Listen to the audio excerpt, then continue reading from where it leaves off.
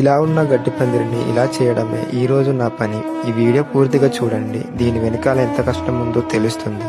1 year back చేసిన గడ్డి పందిరి ఇప్పుడు పూర్తిగా పాడైపోయింది. 2 డేస్ నుంచి గడ్డి పందిరికి కావాల్సిన కర్రలను ఒక్కొక్కటిగా చాలా కష్టపడి సేకరించాను. ఎందుకు ఇంత కష్టపడి చేయాలంటే పనుల సీజన్లో పశువులు చాలా అలసిపోతాయి. మేము చేసే వ్యవసాయ పనుల్లో వీటి కష్టం తప్పకుండా ఉంటుంది. పొలం పనికైనా చేనులో పనికైనా పశువుల సహాయంతోనే జరుగుతుంది. మా కష్టంతో పాటు వాటి కష్టం కూడా ఉంటుంది కదా. సో వాటి కష్టంతో పోల్చుకుంటే ఇది పెద్ద కష్టం కాదేమో అని నా ఫీలింగ్. మీరేమంటారు?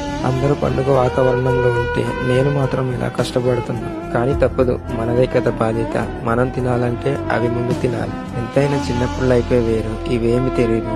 అర్థం కాని వయసులో ఆనందాన్ని ఇచ్చి అన్ని అర్థమయ్యే వయసులో కష్టాలను తెప్పిస్తుంది. ఏంటో జీవితం. ఫైనల్ గా ఏదో విధంగా రెడీ చేశా.